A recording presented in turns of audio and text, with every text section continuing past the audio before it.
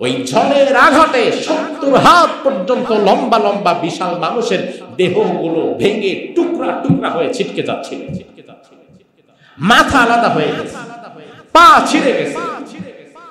আল্লাহ বলছেন, নবী ওই সময় যদি আপনি দেখতেন, ওই ঝড় শেষ হবার পর দিন সকালবেলা দেখা গেল খেজুর গাছ গোড়া থেকে উল্টিয়ে গোড়া ওপর আর মাথা নিচের দিকে দিয়ে রাখলে যেমন অবস্থা, আদ জাতির শক্তিশালী মানুষগুলোর অবস্থা তেমন ছিল।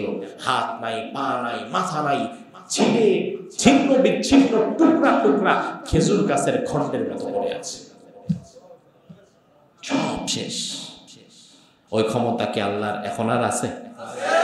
রব্বুল আলামিন বলেন, ওয়া ইলা আদিন আখাহুম হুদা ক্বালা ইয়া কওমি আবুদুল্লাহা মা লাকুম মিন ইলাহিন গায়রুহু। ও নবী, আপনি আদ জাতির কথা স্মরণ করেন। আমি আদ জাতিকে তাদের ভাই আদ জাতির নিকট তাদের ভাই হুদকে নবী হিসাবে পাঠিয়েছিলাম। হুদ আলাইহিস সালাম নবী হিসাবে প্রেরিত হওয়ার পরে আদ জাতির লোকদের কাছে তিনি দাওয়াত করলেন। দাওয়াত কি? ইয়া কওম, আমার জাতি, ও আবুদুল্লাহ, তোমরা একমাত্র আল্লাহর গোলামি করবা। একমাত্র কার গোলামি? কার গোলামি? আল্লাহর গোলামি। এইভাবে করে দাওয়াত যখন দিলেন, কওমের লোকরা হুদ নবীর দাওয়াতকে কিভাবে প্রত্যাখ্যান করল, কোরআনে কারিমে আল্লাহ তাআলা সেটাও বলে দিয়েছেন। আদ জাতির নিকট হুদ আলাইহিস সালাম যখন এক আল্লাহর ইবাদতের দাওয়াত দিলেন, আদ জাতির লোকেরা হুদ নবীর দাওয়াতকে গ্রহণ করল না। রব্বুল আলামিন বলেন, ক্বালাল মালাউল্লাযীনা কাফারু মিন কওমিহি ইন্না লানারাকা ফি সাফাহাতিন ওয়া ইন্না লানাযুন্নুকা মিনাল কাযিবিন। কওমের সবাই না, মালাউল্লাযীনা মিন কওমি, নেতৃস্থানীয় যারা, যাদের টাকা পয়সা আছে, ক্ষমতা আছে। এখান থেকে একটা বিষয় আপনি দেখবেন, দুনিয়াতে যত নবী রাসূলদের বিরোধিতা হয়েছে, এই বিরোধিতার ক্ষেত্রে প্রথম সারিতে ভূমিকা পালন করেছিল সমাজের নেতৃস্থানীয় মানুষগুলো। আজও কোরআন সুন্নাহ থেকে ওলামায়ে কেরাম যখন মানুষকে আল্লাহর দ্বীনের পথে নিয়ে আসতে চায়, সে কথায় ভেটু যারা দেয়, সে কথায় বাধা যারা দেয়, তারা সমাজের নির্যাতিত মানবতা না, এরা হচ্ছে সমাজের নেতৃস্থানীয় ক্ষমতাবানেরা। এরা আজও বাধা দেয়। এই বাধা যুগ যুগ ধরে চলে আসছিল। কওমের নেতৃস্থানীয় লোকগুলো বলল, হুদ, ইন্না লানারাকা ফি সাফাহা, আমরা তো দেখছি তুমি একটা নির্বোধ। নাউজুবিল্লাহ। নির্বোধ বলে একজন নবীকে বকা দিচ্ছে। শুধু তাই না, ওয়া ইন্না লানাযুন্নুকা মিনাল কাযিবিন, আমরা এটাও দেখছি যে তুমি একটা মিথ্যাবাদী। আরো জোরে কোন? হুদ আলাইহিস সালাম বললেন, ইয়া কওম, আমার জাতি, লাইসা বি সাফাহা, আমি নির্বোধ নই, ওয়ালা কিন্নী রাসূলুম মির রাব্বিল আলামিন, আমাকে রাসূল হিসাবে যিনি দুনিয়াতে পাঠিয়েছেন তিনি কে? আমি নির্বোধ না। আমার নির্বোধ বলো, বোকা বলো, আমি তো বোকা না। আমাকে আল্লাহ যা বলতে বলেছে আমি তো তাই বলছি। হুদ আলাইহিস সালাম তাদেরকে বললেন, শোনো, উবাল্লিগুকুম রিসালাতি রাব্বি ওয়া আনা লাকুম নাসিহুন আমিন, আমি তোমাদের কাছে রিসালাতের দায়িত্ব পৌঁছে দিচ্ছি। আল্লাহ তাআলা যা আমাকে বলতে বলেছে তোমাদের কাছে, আমি তা তোমাদের কাছে পৌঁছে দিচ্ছি। নিজের থেকে দিচ্ছি না, দেওয়ার আদেশ যিনি দিয়েছেন তিনি কে? আল্লাহ তাআলা আমাকে আদেশ দিয়েছে। তোমাদের কি আমার বিষয়ে আর কোনো সন্দেহ আছে? আমি নবী, আমি আল্লাহর পক্ষ থেকে প্রেরিত একজন রাসূল, আমাকে অনুসরণ করো, এই বিষয়ে কি তোমাদের কোনো সন্দেহ আছে? কওমের লোকেরা বলল, তো বিরাট সন্দেহ আছে। কি সন্দেহ? সূরা মুমিনুনের 33 নম্বর আয়াত থেকে আবার এই আলোচনা আল্লাহ করেছেন। কওমের লোকেরা হুদ আলাইহিস সালামকে বলল, وقال الملأ من قومه الذين كفروا وكذبوا بلقاء الآخرة وأترفناهم في الحياة الدنيا ما هذا إلا بشر مثلكم يأكل مما تأكلون منه ويشرب مما تشربون দেখেন নবীদের বিরোধী যারা তাদের ভাষা কিন্তু এক। হুদ নবীর কওমের লোকেরা বলল হ্যাঁ তোমার বিষয়ে আমাদের বিরাট সন্দেহটা কি শোনো, মা হাদা ইল্লা বাশারুম মিসলুকুম, তুমি মানুষ না? হুদ নবী বলে হ্যাঁ মানুষ, তো আমরাও তো মানুষ, তো মানুষে আবার পার্থক্য কই, তা তুমি নবী হইবা তা আমরা হইতে সমস্যা কই? নাউজুবিল্লাহ। আচ্ছা নবী কি গণতান্ত্রিক পদ্ধতিতে ভোটের মাধ্যমে নির্বাচিত করা যায়? কথা বলেন না। নবী ভোটের মাধ্যমে কাউকে নির্বাচিত করা যায় না। ইলেকশনের মাধ্যমে নবী হবে না, নবী হবে সিলেকশনের মাধ্যমে।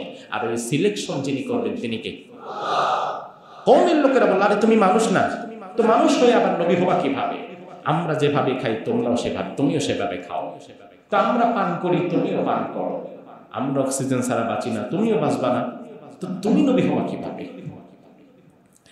এবার কওমের নেতৃস্থানীয় লোকগুলো সাধারণ মানুষকে বলল, সাধারণ মানুষ হুদের কথায় তোমরা কান দিও না, ওয়ালা ইন আতাতুম বাশারাম মিসলাকুম ইন্নাকুম ইযাল লাখাসিরুন, তোমরা যদি হুদের কথায় মনকে নরম করে তার কথা মেনে নাও, এইরকম একটা মানুষকে অনুসরণ করার চাইতে আমাদেরকে অনুসরণ করা আরো ভালো, কারণ এই মানুষকে অনুসরণ করলে তোমাদের সবাই ক্ষতিগ্রস্ত হয়ে যাবে।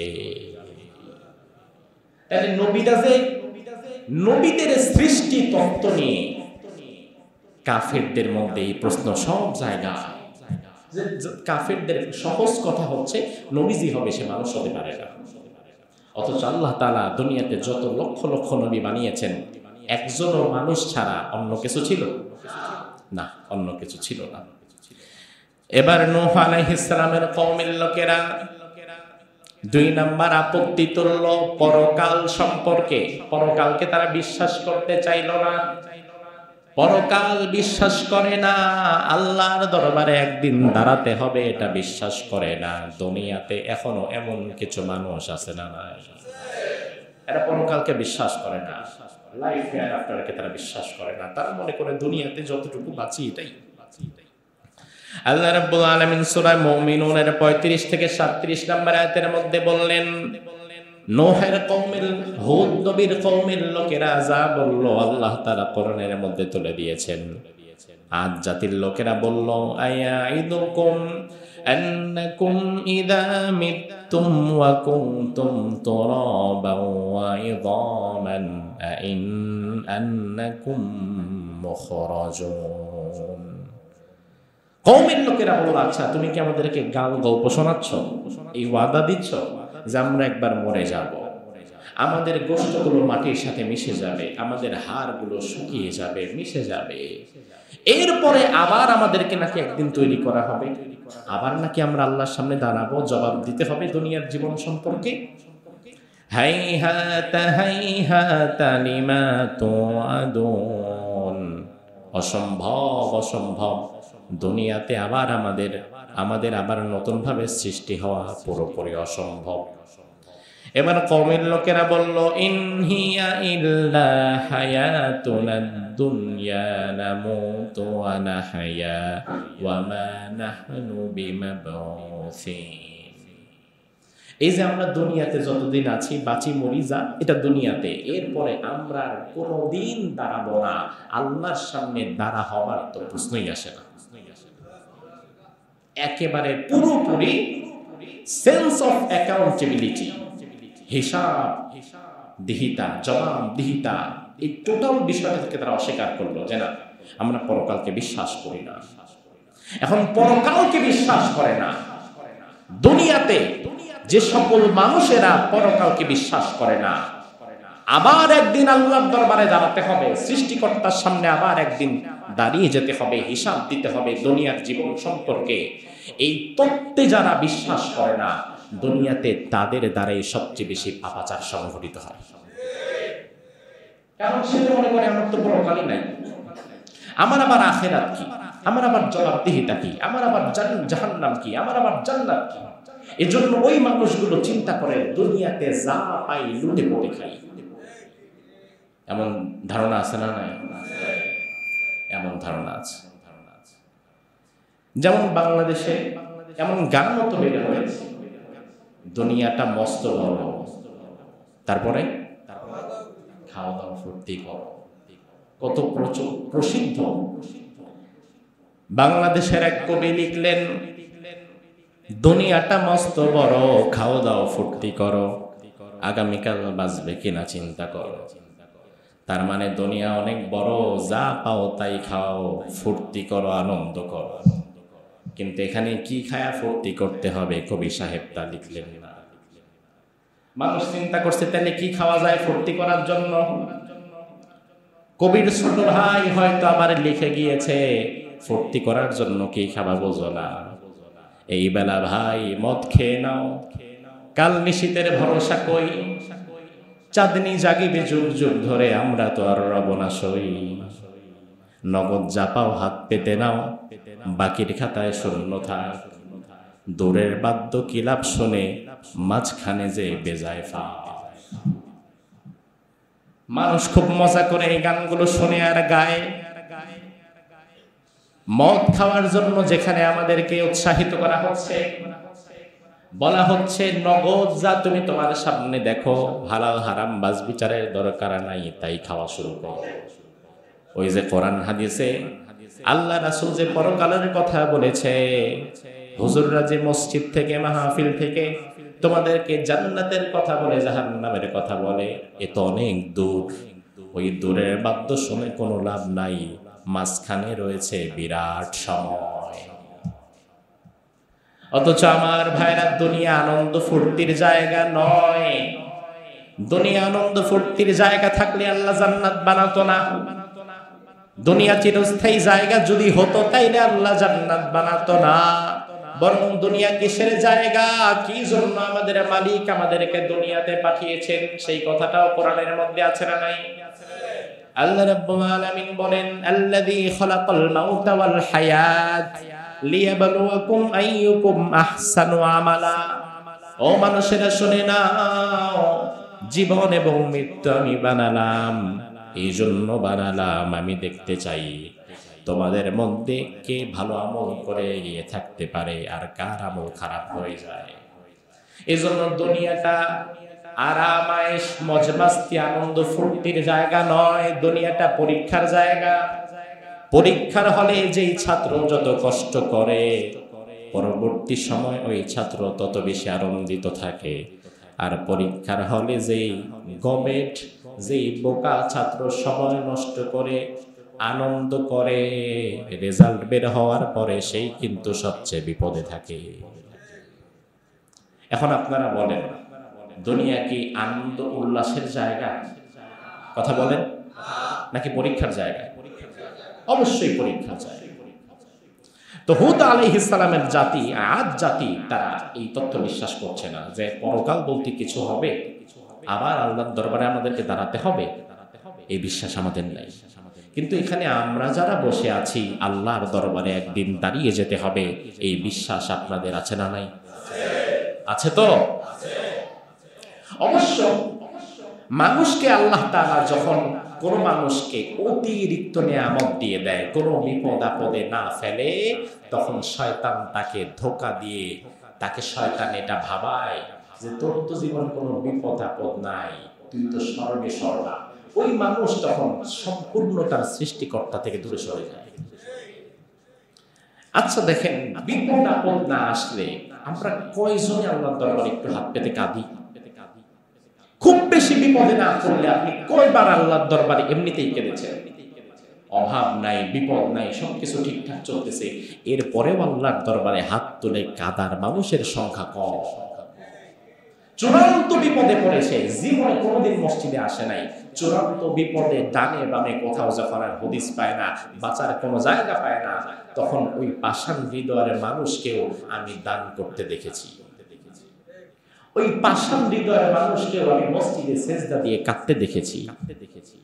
তাহলে কিছু কিছু সময় বিপদ আপদ এটা আমাদেরকে, মানুষকে আল্লাহর কাছাকাছি নিয়ে যায়, সৃষ্টিকর্তার কাছাকাছি নিয়ে যায়।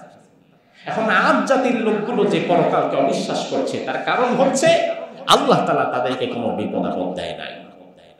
এমন কোরআনুল কারীমে আল্লাহ সুবহানাহু ওয়া তাআলা আজ জাতির বিষয়ে যে তথ্য দিয়েছে, এই তথ্য পৃথিবীতে অন্য কোনো জাতির সম্পর্কে আর পাওয়া যায় না। আজ জাতির পরিচয় কোন জাতির পরিচয়? জোরে বলেন। আজ জাতি। সূরাতুল ফাজর এই সূরার 6 থেকে 8 নম্বর আয়াত পর্যন্ত আল্লাহ বলছেন, আলাম তারা কাইফা ফাআলা রাব্বুকা বিআদ ইরম যাতিল ইমাদ আল্লাতী লাম ইখলাক মিসলুহা ফিল বিলাদ। সুবহানাল্লাহ।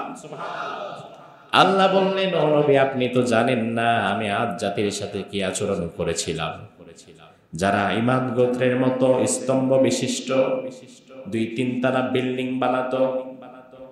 আল্লাতী লাম ইখলাক মিসলুহা ফিল বিলাদ, দুনিয়াতে এর আগে আমি আল্লাহ তাআলা অনেক জাতি বানিয়েছি, পরেও বানিয়েছি, তবে আদ জাতির মতো করে আগে কিংবা পরে আমি আর কাউকে বানাই নাই। অবাক করা বিষয়, এই জাতির মতো জাতি আগেও বানাই নাই, পরেও বানাই নাই। কেমন জাতি, তাদের গঠন প্রণালী কেমন, তাদের খাদ্যাভ্যাস কেমন ছিল, তাদের লাইফস্টাইল কেমন ছিল, যেটা আজকের যুগেও মানুষ, প্রত্নতত্ত্ববিদেরা অবাক হয়ে যায়। তাফসীর ইবনে কাসির, আল্লামা হাফেজ ইমাদউদ্দিন ইবনে কাসির রাহিমাহুল্লাহ আদ জাতির লোকদের গঠন প্রণালী বর্ণনা করছেন। মনোযোগ দেন, আল্লাহ এমনি এমনি বলেন নাই যে এর মতো কোনো মানুষ আমি আগেও বানাই নাই, পরেও বানাই নাই। তাফসীর ইবনে কাসির প্রণেতা বলেন, কানা তুলুর রাজুলি মিনহুম 70 যিরাআন। আদ জাতির লোকগুলো এক একজনের উচ্চতা ছিল 70 হাত লম্বা। সুবহানাল্লাহ। কি ভাষা দিয়ে বলবেন? আরো জোরে বলেন। দেখেন, যেখানে পৃথিবীর প্রথম মানুষ নাম কি, উচ্চতা কত হাত? এখানে কিন্তু আমরা আলোচনা করেছিলাম কত হাত, আর সেখানে এরা পাইছে কত? বাপের চেয়ে 10 হাত বেশি পেয়ে গেছে। বাসের চেয়ে কঞ্চি বড় হয়ে গেছে। 70 হাত এক একজন আদ জাতির লোকের উচ্চতা।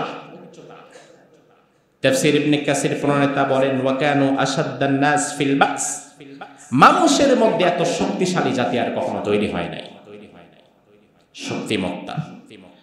ওয়া কানা, কেমন শক্তিমত্তা দেখেন, ওয়া কানা আহাদুহুম ইয়াতলাউ সাখরাহ মিনাল জাবালি বিয়াদিহি ফাজালুহা বাবাদারি। বিরাট বিরাট পাহাড়, একজন এক ঘুষিতে পাহাড়ের একটা পাশ ভেঙে ওই ভাঙা পাহাড়ের একটা খণ্ড দিয়ে আদ জাতির লোকগুলো তাদের বাড়ির দরজা জানালা বানাত। আরো জোরে বলবেন না? একজন পাহাড়ে গেছে, একটা আঘাত করেছে, পাহাড়ের বিরাট একটা খণ্ড ভেঙে এক হাতে নিয়ে সে তার বাড়ির জানালা লাগাচ্ছে। কেমন জাতি আল্লাহ তাআলা তাদেরকে বানিয়েছেন। তাফসীরে কুরতুবী এবং তাফসীরে তাবারি প্রণেতা বলেন, ওয়া কানা তিওয়ালাল আজসামি ইযামাল খালক, তারা ছিল দৈর্ঘ্যে বিশাল এবং গঠনেও বিশাল। হাত্তা ইন্না আহাদুহুম ইয়ামুররু আলার রাজুলি মিন বানি আদম ফালা ইয়ারাহু ইল্লা মিসলা রুকবাহ। ওই সময়ে দেখেন, ওই সময়ে অবস্থিত আদ জাতি ব্যতীত বাকি বনি আদম যারা ছিল, তারা আদ জাতির লোকদের হাঁটুর সমান হতো, এর চেয়ে বেশি না। তাহলে তারা শক্তিতে, সামর্থ্যে, সব দিক দিয়ে পৃথিবীর ইতিহাসে এমন কোন জাতি আল্লাহর বানায় না। এতটা শক্তিশালী করে আল্লাহ তাআলা তাদেরকে বানালেন। আচ্ছা, যেই প্রাণী যত বড় ওই প্রাণীর খাদ্যের প্রয়োজন বেশি না কম? বেশি। যেমন আমাদের চাইতে হাতির শরীর কি ছোট না বড়? খাবারের দরকার বেশি। আদ জাতির খাবার কেমন ছিল? ইবনে কাসির রাহিমাহুল্লাহ বলেন, কানা রাজুলু মিনহুম ইয়াকুলু বাঈরান ফিল ইয়াওম। আদ জাতির এক একজন ব্যক্তি এক এক দিন এক একটা উট সমপরিমাণ খাবার খেয়ে ফেলত। আরো জোরে কোন? তাহলে কি পরিমাণ রিজিক আল্লাহ তাকে দিছে। যেখানে আধা কেজি গরুর মাংস কিনতে আমার জীবন বের হয়, সেখানে ও নাকি প্রতিদিন একটা উট খেয়ে থাকতো। তাহলে আমাদের চাইতে তাদের রিজিকের দরজাটা আল্লাহ তাআলা ছোট করেছিল না বড়? বিশাল রিজিকের ভান্ডার দিয়ে দিয়েছে। এরপরে মুফাসসির আরো বলছেন, কানু ইয়াকুলুনাল খুবজাল আবিয়াদ ওয়াল আসাল ওয়াল লাবান ওয়াল লাহম বিকামিয়াতিন হাইলা। তাদের জন্য সাদা রুটির ব্যবস্থা করা হতো, বিশুদ্ধ মধু, গোশত, দুধ, একেবারে পরিপূর্ণভাবে। তাদের রিজিকের কোনো অভাব তাদের জীবদ্দশায় আল্লাহ তাদেরকে ফেস করায় নাই। হাত্তা ইন্না তাআমা কাবিলাতিন কামিলাতিন লা ইয়াকফি লিরাজুলিন ওয়াহিদিন মিনহুম। ওই যুগে অবস্থিত আদ জাতির এক একজন ব্যক্তি এই পরিমাণ খাবার খেত, যে পরিমাণ খাবার আদ জাতি ব্যতীত অন্যান্য জাতি ওই সময় যারা ছিল তাদের গোটা একটা গোত্র সম পরিমাণ খাবার আদ জাতির একা একজন ব্যক্তি খেয়ে ফেলত। তাহলে দেখেন আল্লাহ তাআলা সুস্থতা, শরীর, রিজিক সব দিক দিয়ে তাদেরকে দুনিয়াতে সুপ্রিম ক্যাটাগরিতে তৈরি করেছেন, ফার্স্ট ক্যাটাগরিতে তৈরি করেছেন। তো এই জাতির লোকগুলো কি করলো? তারা এত সম্পদ এবং আল্লাহ সুবহানাহু ওয়া তাআলা কর্তৃক এত নিয়ামত পাওয়ার পরেও তারা আল্লাহর অবাধ্য হয়ে গেল। আল্লাহ তাআলা এই জাতিকে হিংস্রভাবে ধ্বংস করে দিয়েছেন, নৃশংসভাবে বিদায় করে দিয়েছেন। আচ্ছা, এই যে মানুষ বানিয়েছেন কে? জোরে বলেন। বানিয়েছেন কি ভালোবেসে না? তো ভালোবাসার মানুষকে আবার ধ্বংস করে দিতে যিনি বানিয়েছেন এই সৃষ্টিকর্তার কষ্ট হয়? অবশ্যই কষ্ট। আল্লাহ রাব্বুল আলামিন আদ জাতির লোকদেরকে ধ্বংস করেছিলেন তিনটি অপরাধের কারণে। জোরে কোন কয়টা? ওই তিনটি অপরাধ আল্লাহ কোরআনের মধ্যে তুলে দিয়েছেন। কান সুখের জন্য না, গল্প শোনার জন্য না, বরং তুলে দিয়েছেন এই জন্য যেন কিয়ামত পর্যন্ত আমাদের মাঝে এই তিনটি অপরাধ না ঢুকে। কয়টা অপরাধ? আমরা এটা এই জন্য শুনে নিজের সাথে মেলাবো, এবং নিজেদের মধ্যে যদি এই তিন অপরাধের কোন একটি অপরাধ থাকে তাহলে এখনো তওবা করার একটা সুযোগ আছে না? আদ জাতির লোকদের প্রথম অপরাধ ছিল শিরিক। প্রথম অপরাধ কি? বলেছেন, ওয়া ইলা আদিন আখাহুম হুদা ক্বালা ইয়া কওমি ইবুদুল্লাহা মা লাকুম মিন ইলাহিন গায়রু। আদ জাতির কাছে হুদ আলাইহিস সালাম এসে বললেন, আমার জাতি এক আল্লাহর ইবাদত করবা, আর আল্লাহ ছাড়া অন্য কারো কাছে মাথা নত করবা না, আল্লাহর সাথে অন্য কাউকে তোমরা শিরিক করবা না। মুফাসসির এই আয়াতের ব্যাখ্যায় বলেন, কেন ইয়াবুদুনা আসনামান ওয়া ইয়াকফুরুনা বিল্লাহ। আদ জাতির লোকেরা এত রিজিক, এত রহমত, এত নিয়ামত পাওয়ার পরেও অন্য মূর্তির পূজায় লিপ্ত হয়ে গিয়েছিল এবং আল্লাহর সঙ্গে তারা কুফরি করেছিল, তারা পরকালকে অস্বীকার করেছিল। রব্বুল আলামিন কোরআন কারীমে আদ জাতির 2 নাম্বার অপরাধ যেটা বললেন, আদ জাতির শিরিকের অপরাধ বলার পরে আল্লাহ বললেন, ও হুদ যাও, শিরিক থেকে তুমি তোমার জাতিকে ফেরাও। হুদ আলাইহিস সালাম যখন তাদেরকে বললেন, তোমরা এক আল্লাহ ছাড়া অন্য কারো ইবাদত করো না, আল্লাহর দিকে ফিরে এসো, আদ জাতির লোকেরা তখন নবী হুদের মুখের উপরে বলে দিল, ক্বালু আজিতানা লিতাফিকানা আন আলিহাতিনা ফাতিনা বিমা তাইদুনা ইন কুনতা মিনাস সাদিকিন। কওমের লোকদেরকে নবী হুদ বারবার বোঝাতে চেষ্টা করলো, আল্লাহর ওয়াস্তে শিরিক করো না। আল্লাহ তাআলা কিন্তু তোমাদের কয়েক প্রজন্ম আগে পৃথিবীতে বিরাট প্লাবন দিয়েছিল, বন্যা দিয়ে নূহ আলাইহিস সালামের গোটা জাতি ধ্বংস করে দিয়েছিল, তোমরা আবারও শিরিক করতেছো, এই কাজ করো না। আজ জাতির লোকগুলো বলল, আচ্ছা যদি করি তাহলে কি হবে? নবী হুদ বলেন, যদি করো তাহলে আল্লাহর গজব আসবে। কারণ যে আল্লাহ কওমে নূহকে ধ্বংস করার ক্ষমতা রাখে, ওই আল্লাহ কি আজ জাতিকে ধ্বংস করার ক্ষমতা রাখে না? আজ জাতির লোকগুলো বলল, ফাতিনা বিমা তাইদুনা ইন কুনতা মিনাস সাদিকিন, এই মিথ্যাবাদী, চুপ থাক। যদি সত্যবাদী হও তাহলে তোমার আল্লাহর গজব আমাদের উপরে আইনা দেখাও। আরো জোরে কম। কত বড় খারাপ কথা। যদি সত্যবাদী হও, গজব আইনা দেখাও দেখি। কোরআনুল কারীমে আল্লাহ রাব্বুল আলামিন আজ জাতির ২ নাম্বার অপরাধ যেটা চিহ্নিত করে দিলেন, ওই অপরাধ হচ্ছে অহংকার করা। কি করা? কি করা? দুনিয়াতে আজও মানুষের মধ্যে অহংকার আছে। কারো আছে ক্ষমতার অহংকার, কারো আছে টাকার অহংকার, কারো আছে শক্তি সামর্থ্যের অহংকার।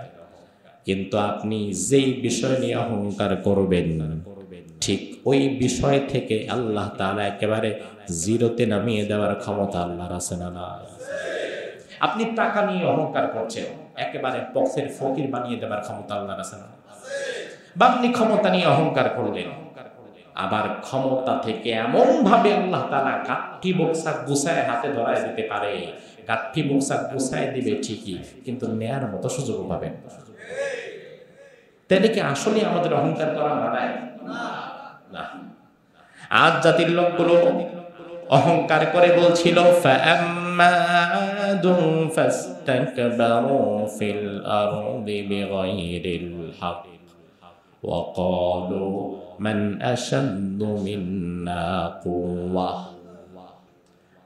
আর আজ জাতির ব্যাপার ছিল এমন, তারা এক পর্যায়ে যখন দেখলো পৃথিবীতে আমাদের সাথে যুদ্ধ করে কেউ টিকে থাকতে পারে না, আমাদের ধারে কাছে পৃথিবীর কেউ আসতে পারে না, যে পাহাড় কাটতে হাজার হাজার মানুষ লাগে, আমরা ধাক্কা দিয়ে সেই পাহাড় সরিয়ে ফেলতে পারি, আমাদের এত ক্ষমতা, এত শক্তি, এত খাবার দাবার, এত রিজিক, এই সব কিছু দেখে এক পর্যায়ে তারা বলল, মান আশাদ্দু মিন্না কুওয়া, এই পৃথিবীতে আমাদের চাইতে শক্তিশালী আর কে আছে, আমরা তাদের দেখতে চাই। তার মানে চ্যালেঞ্জটা ছড়ে দিচ্ছে কার সাথে? কারণ আসলেই তো সর্বোচ্চ শক্তিশালী কে? তারা বলল, আমি দেখতে চাই মান আশাদ্দু মিন্না কুওয়া, কে আমাদের চেয়ে বেশি শক্তিশালী। সর্বোচ্চ শক্তিশালী একজন আছে না নাই? আল্লাহ কোরআনে আমাদেরকে বারবার বলছেন, বান্দা তাবারাকাল্লাযী বিয়াদিহিল মুলক ওয়া হুয়া আলা কুল্লি শাইইন কাদির। ও বান্দা, সীমাহীন সেই আল্লাহ যার হাতে সকল ক্ষমতা, তিনি কে? ওয়া হুয়া আলা কুল্লি শাইইন কাদির, প্রতিটি বস্তুর উপরে যিনি পূর্ণ ক্ষমতা রাখে তিনি কে? ২ নম্বর তাদের অপরাধ হলো তারা অহংকার করলো, শক্তি সামর্থ্য আর ক্ষমতার অহংকার। তাহলে ১ নম্বর যেন কি বললাম? বলেন। ২ নম্বর অহংকার। তো এই ২টা তো আমাদের মধ্যে নাই না? কার মধ্যে কোনটা আছে বোঝে না। আল্লাহ তাআলা অহংকার থেকে, শিরক থেকে আমাদেরকে বাঁচাক। ৩ নম্বর আজ জাতির ভেতরে যে রোগ ছিল সেটা হচ্ছে জুলুম। সেটা কি? সেটা কি? এই রোগে আক্রান্ত ব্যক্তি গোটা পৃথিবীতে এখন কম না বেশি? পারিবারিকভাবে জুলুম, সামাজিকভাবে জুলুম, রাষ্ট্রীয়ভাবে জুলুম, আন্তর্জাতিকভাবে জুলুম। নাই? আছে কিনা? আল্লাহ রাব্বুল আলামিন আজ জাতির লোকদের ৩ নাম্বার অপরাধ যেটা বললেন সেটা হচ্ছে জুলুম। সেটা কি? রব্বুল আলামিন সূরা শুআরার ১২৮ থেকে ৩০ নম্বর আয়াতের মধ্যে বললেন, أتبنون بكل ريع آية تعبثون وتتخذون مصانع لعلكم تخلدون وإذا بطشتم بطشتم جبارين আল্লাহ বলছেন আচ্ছা তোমাদের হয়েছেটা কি বলো তো এই যে শক্তি সামর্থ্য একটু বেশি দিছি দেখে খালি পাহাড়গুলো কেটে কেটে তোমরা 2 তলা 3 তলা 4 তলা বাড়ি বানাচ্ছ আপনি মনে করবেন এই যে 2 তলা 3 তলা 4 তলা বিল্ডিং এটা আজকের সৃষ্টি না কোরআন বলছে আর জাতির লোকেরা পাহাড় কেটে কেটে 2 তলা 3 তলা 4 তলা বাড়ি বানাতো সেখানে থাকতো আল্লাহ বলছেন আচ্ছা তোমাদের হলোটা কি খালি বাড়ি বানাচ্ছ কেন বাড়ি লাগবে তোমার থাকার জন্য একটা তুমি বানাইছো 10টা বর্তমানেও এমন মানুষ আছে প্রয়োজনের জন্য যার একটা বাড়ি একটা গাড়ি হলে যথেষ্ট কিন্তু হালাল হারাম বাস বিচার না করে টাকা পয়সা এমন কামায় পেটের ক্ষুধার চাইতে চোখের ক্ষুধা বেড়ে যায় বাড়ি একটা হইলেই যথেষ্ট কিন্তু 30 বছর দুর্নীতি করে মানুষকে মেরে ধরে খেয়ে বাড়ি বানিয়েছে 10টা এমন মানুষ বাংলাদেশে নাই এটা কি পেটের ক্ষুধা না চোখের ক্ষুধা এই ব্যক্তি যদি গোটা বাংলাদেশটাও কোনোদিন কিনে ফেলতে পারে এরপরও তার ক্ষুধা শেষ হবে না হাত্তা যুরতুমুল মাকাবির কবরের মাটি পেটে ঢোকার আগ পর্যন্ত অশান্ত হবে এভাবে আল্লাহ বলছেন ওয়া ইদা বাতাসতুম জাব্বারিন তোমরা আবার যখন কাউকে আঘাত করো এত প্রচন্ড ভাবে আঘাত করো ছোট্ট একটা ভুলের জন্য যেভাবে তোমরা শাস্তি দাও এই জুলুম উচিত নয় এভাবে করে আজ জাতির লোকদের 3টি অপরাধ আল্লাহ ধরলেন কয়টা অপরাধ জোরে বলেন মনে আছে 1 নাম্বার 2 নাম্বার 3 নাম্বার জুলুম ব্যাস অপরাধ ফিল আপ হয়ে গেছে এবার আল্লাহ রাব্বুল আলামিন বৃষ্টি বন্ধ করে দিলেন আল্লাহ তাআলা যদি বৃষ্টি কোনোদিন অনির্দিষ্টকালের জন্য বন্ধ করে দেয় গোটা দুনিয়ার ভারসাম্য নষ্ট হয়ে যাবে কারণ বৃষ্টি নাই আস্তে আস্তে পানিও কমবে পানি শেষ হয়ে যাবে ফসল ফলাদিও আর কখনো ফুলবে না তাইলে আমাদের লাইফ সার্কুলেশন যেটা ঘটছে এখানে বৃষ্টির একটা ভূমিকা আছে না নাই আর সেটা দেয় কে দেয় আল্লাহ যদি বৃষ্টি না দেয় দুনিয়ার মানুষ কি সারা জীবন নিজেরাই বৃষ্টি দিতে পারবে আল্লাহ বৃষ্টি বন্ধ করে দিয়েছে এবার হুদ আলাইহিস সালাম দেখেন বৃষ্টি বন্ধ আল্লাহ রাখলেন 3 বছর কয় বছর আল্লাহ তাআলা সুযোগ দেয় এই 3 বছরের মধ্যেও যদি ওই লোকগুলো একটু তওবা করে ফিরে আসতো আবারও ফলে ফসলে প্রাচুর্যে তাদেরকে যিনি ভরে দিতে পারতেন তিনি কে 3 বছর আল্লাহ সুযোগ দিলেন হুদ আলাইহিস সালাম তার কওমের লোকদেরকে বলল ওয়া কওমিস্তাগফিরু রাব্বাকুম সুম্মা তুবু ইলাইহি ইউরসিলিস সামাআ আলাইকুম মিদরারা ويزدكم قوة إلى قوتكم ও কওমের লোকেরা ইস্তেগফার করো আল্লাহর কাছে ফিরে আসো নিজের ভুল অপরাধ স্বীকার করে আল্লাহর কাছে মাফ চাও তাহলে আকাশ থেকে আবার তোমাদের যিনি বৃষ্টি দিয়ে দিতে পারেন তিনি কি শুধু তাই না তোমাদের যেই শক্তি সামর্থ্য এটাকে যিনি আরো বাড়ায় দিতে পারেন তিনি কে এই কথা বলার পরে কওমের অবাধ্যতা তখন চলমান কওমের লোকগুলো বলল ইয়া হুদ মা জিতানা বিবাইনা ওয়া মা নাহনু বিতারিকি আন আলিহাতিনা আন কওলিকা ওয়া মা নাহনু লাকা বিমুমিনিন ও হুদ শুনে নাও ভালো করে তুমি তো আমাদের কাছে তোমার আল্লাহর যে অনেক ক্ষমতা আছে এমন কোনো প্রমাণ দেখাইতে পারো নাই এই জন্য আমরা আমাদের মূর্তিগুলোকে ছেড়ে দেব না তোমার আল্লাহর কথা আমরা শুনবো না তুমি কোনো প্রমাণ আমাদেরকে দেখাইতে পারো নাই তোমার প্রতি আমরা ঈমান আনবো না এই কথা বলার পরে কওমের লোকেরা বলল ইন্না কুলু ইল্লা তারাকা বাদু আলিহাতিনা বিসু বরং এই যে এতদিন আমাদের পেছনে পেছনে ঘুরতেছো আমাদের তো মনে হয় আমাদের কোন মূর্তি অসন্তুষ্ট হইয়া তোমারে পাগল বানায় ছাইড়া দিছে হুদ আলাইহিস সালাম আর চুপ থাকতে পারলেন না তিনি এবার বললেন মিন দুনিহি ফাকিদুনি জামিআন সুম্মা লা তুনযিরুন।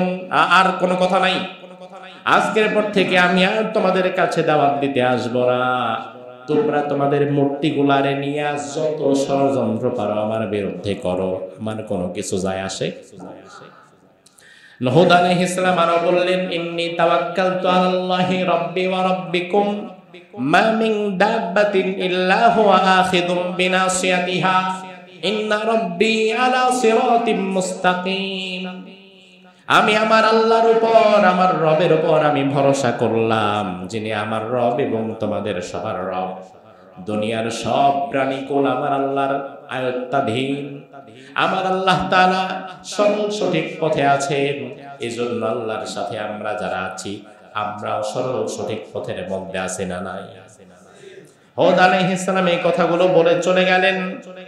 এবার আল্লাহ রাব্বুল আলামিন সূরা আহকাফের 24 নম্বর আয়াতের মধ্যে বললেন, হঠাৎ একদিন 3 বছর বৃষ্টি নাই। বৃষ্টির জন্য তারা মূর্তিদের সামনে বারবার কান্নাকাটি করে হাত পাতে, কারণ 3 বছরের নতুন কোনো ফসল হয় নাই।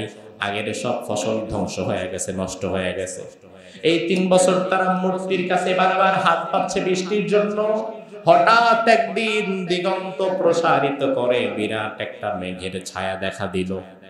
মেঘটা দেখার পরে এবার তারা কি বলল? সূরা আহকাফের 24 নম্বর আয়াতে আল্লাহ তুলে দিয়েছেন, ফালাম্মা রাআউহু আরিদাম মুস্তাকবিলা আওদিয়াতিহিম قالوا هذا عارض ممطرنا بل هو ما استعجلتم به ريح فيها عذاب أليم। দিগন্ত প্রসারিত মেঘ দেখা গেল আকাশে। কওমে হুদ, হুদ নবীর জাতি আদ, তারা চিন্তা করলো, তারা কি বলল? হাযা আরিদুম মুমতিরুনা, এই যে মেঘ, তার মানে আমাদের এই মূর্তিগুলো খুশি হয়ে আমাদের উপরে এখন মেঘ পাঠাইছে, এই মেঘ থেকে এখন আমাদের উপরে বৃষ্টি আসবে। অন্ধকার মেঘ এসেছে, তারা খুশি হয়ে গেছে। হুদ আলাইহিস সালাম বলেন, আরে পাগল, তোমরা তো মনে করছো এই মেঘ থেকে বৃষ্টি আসবে না, বাল হুয়া মাস্তাজালতুম বি, বরং তোমরা আমার কাছে যেই প্রমাণ চাচ্ছিলে, যে বিষয়ে তাড়াহুড়ো করছিলে, এটা হচ্ছে সেই গজবের মেঘ। এই মেঘের মধ্যে রয়েছে তোমাদের জন্য যন্ত্রণাদায়ক শাস্তি। এজন্য আল্লাহর হাবিব সাল্লাল্লাহু আলাইহি ওয়াসাল্লাম যখন আকাশে কালো মেঘ দেখতেন, আনন্দ উল্লাস করতেন না। বিশ্বনবীর ব্যাপারে সহিহ বুখারীর 3206 নম্বর হাদিস এসেছে, আয়েশা সিদ্দিকা রাদিয়াল্লাহু আনহা বলেন, أن النبي صلى الله عليه وسلم إذا رأى مخيلة في السماء أقبل وأدبر ودخل وخرج وتغير وجهه। আল্লাহর হাবিব যখন আকাশে ঘন কালো মেঘ দেখতেন, থমকে যেতেন, চেহারাটা কালো হয়ে যেত, একবার ডানে যেতেন, একবার বামে যেতেন, একবার সামনে আগাতেন, একবার পেছনে যেতেন, একবার ঘরে ঢুকতেন, একবার ঘর থেকে বের হতেন। ভয় পেয়ে গিয়েছে এমন অবস্থা। আম্মা জান আয়েশা জিজ্ঞেস করতেন, ইয়া রাসূলুল্লাহ, আকাশে মেঘ দেখলে আপনি হঠাৎ এমন পাল্টে যান কেন? রাসূল বললেন, আয়েশা শোনো, আমি জানি না এটা হুদ নবীর জামানায় যেই কালো মেঘ এসেছিল সেই মেঘ কিনা। যতক্ষণ না বৃষ্টি শুরু হচ্ছে ততক্ষণ আমার ভেতরে ভয় কাজ করে। সুবহানাল্লাহ। এজন্য রাসূল মেঘ দেখলে ভয় পেয়ে যেতেন। এবার আদ জাতির লোকরা যখন মেঘ দেখে আনন্দ করা শুরু করলো, বৃষ্টির জন্য বাহিরে বের হয়ে গেল, আল্লাহ রাব্বুল আলামিন কোরআনের মধ্যে বললেন, ওয়া আম্মাদুন ফাউহলিকু বিরিহিন সারসারিন আতিয়া সাখখারাহা আলাইহিম সাবআ লায়ালিন وثمانية أيام حسوما فترى القوم فيها صرعا كأنهم أعجاز نخل خاوية। আল্লাহ তাআলা বলছেন, হঠাৎ আমি আল্লাহ তাআলা তাদের ধ্বংস করার জন্য সেখানে সেই মেঘ থেকে ভয়াবহ এক ঝড়ের সৃষ্টি করে দিলাম। এমন ঝড় যেটা পূর্ব থেকে পশ্চিম পর্যন্ত ওলটপালট করে দিতে পারে। কেমন ঝড়? আল্লাহ বলছেন ওই ঝড়টা 7 রাত 8 দিন পর্যন্ত স্থায়ী হয়েছিল, এক মুহূর্তের জন্য থেমে যায় না। সুবহানাল্লাহ বলবেন না? সাবা লায়াল 7 রাত, সামানিয়াত আইয়াম 8 দিন। আল্লাহ তাআলা বলছেন নবী, ফাতারাল কওমা ফিহা সারআ কান্নাহুম আ'জাজু নাখলিন খাওয়িয়া। ওই ঝড়ের আঘাতে 70 হাত পর্যন্ত লম্বা লম্বা বিশাল মানুষের দেহগুলো ভেঙে টুকরা টুকরা হয়ে ছিটকে যাচ্ছিল। মাথা আলাদা হয়ে গেছে, পা ছিঁড়ে গেছে। আল্লাহ বলছেন নবী, ওই সময় যদি আপনি দেখতেন, ওই ঝড় শেষ হবার পর দিন সকালবেলা দেখা গেল খেজুর গাছ গোড়া থেকে উল্টিয়ে গোড়া ওপর আর মাথা নিচের দিকে দিয়ে রাখলে যেমন অবস্থা, আজ জাতির শক্তিশালী মানুষগুলোর অবস্থা তেমন ছিল। হাত নাই, পা নাই, মাথা নাই, ছিঁড়ে ছিন্ন বিচ্ছিন্ন টুকরা টুকরা খেজুর গাছের খণ্ডের মতো পড়ে আছে। সব শেষ। ওই ক্ষমতা কি আল্লাহর এখন আর আছে? এখন আর আছে? অবাধ্য হবেন না ভাই। আল্লাহ তাআলা যদি অবাধ্যতার জন্য একবার ধরে, দুনিয়ার কোন শক্তি আপনাকে হেফাজত করতে পারবে না। এই দৃশ্য যখন হলো, হুদ আলাইহিস সালাম এবং তার সাথে যারা ঈমান এনেছিল অল্প কিছু মানুষ, তাদেরকে আল্লাহ তাআলা বাঁচিয়ে দিলেন। তার মানে বিষয় হচ্ছে, আপনি যদি ন্যায়ের পক্ষে থাকেন, ঈমানদার হন, তাহলে বিপদ আসলে আপনাকে বাঁচাবার ক্ষমতা আল্লাহর আছে না নাই? রব্বুল আলামিন সূরা হুদের 58 নম্বর আয়াতের মধ্যে বললেন, ওয়ালাম্মা জাআ আমরুনা নাজ্জাইনা হুদান ওয়াল্লাযীনা আমানু মাহু বিরহমাতিম মিন্না ওয়া নাজ্জাইনাহুম মিন আযাবিন আলীম। হুদ এবং তার সাথে অল্প কিছু মানুষ যারা ঈমান এনেছিল, আমি তাদের বাঁচিয়ে দিলাম। তাদেরকে আমি আল্লাহ তাআলা আমার আপন রহমতের দ্বারা হেফাজত করলাম। ইবনে কাসির তিনি বলছেন যে আসলে কত সংখ্যক মানুষ হুদ নবীর সাথে বেঁচে ছিল, এই বিষয়ে তাফসীর ইবনে কাসির প্রণেতা বলেন, ফালাম ইয়াবকা মিনহুম আহাদুন ইল্লা হালাক ওয়া লাম ইয়ানজু মিনহুম ইল্লা হুদ ওয়া মান আমানা মা'আহ ওয়া কানু কিল্লাহ। হুদ নবীর সাথে ওই সময়ে যারা ঈমান এনেছিল, বেঁচে গিয়েছিল, তাদের সংখ্যা ছিল খুবই কম। ওয়া কানু কিল্লাহ, এতটাই কম যেটা সংখ্যার বিচারে খুব একটা ধরার মতো উল্লেখযোগ্য কোনো সংখ্যা নয়। এখন কত? তাফসীরে কুরতুবী প্রণেতা বলেন 7 জন, তাফসীরে খাজান প্রণেতা বলেন 8 জন। আসলে এক্স্যাক্টলি কত, 7, 8, 10, 12 যাই হোক না কেন, সেটা আসলে কতজনকে আল্লাহ বাঁচিয়েছিলেন সেটা অথেন্টিসিটির সাথে যিনি জানেন তিনি কি? ওই বিষয়টা আল্লাহ তাআলা আমাদেরকে স্পষ্টভাবে জানান নাই। ওটা আমাদের জানার খুব একটা প্রয়োজন নাই। আমাদের প্রয়োজন ছিল হুদ নবীর জীবন থেকে বেশ কিছু বিষয় জানা এবং সেখান থেকে নিজেদের পরিশুদ্ধ করার জন্য কিছু সবক নেওয়া। ওই সবক এই আলোচনার মধ্যে আছে না নাই? কওমে হুদকে আল্লাহ তাআলা ধ্বংস করলেন কয়টা অপরাধের কারণে? জোরে বলেন। 1 নাম্বার, 2 নাম্বার, 3 নাম্বার জুলুম। এই 3 অপরাধে আমরা যদি অপরাধী হয়ে যাই, তাহলে আমাদেরও নিঃশেষ হয়ে যাওয়ার সম্ভাবনা আছে না? আল্লাহ সুবহানাহু ওয়া তাআলা এই ভয়াবহ 3 অপরাধ থেকে আমাদেরকে হেফাজত করুন। আমরা বলি আমিন।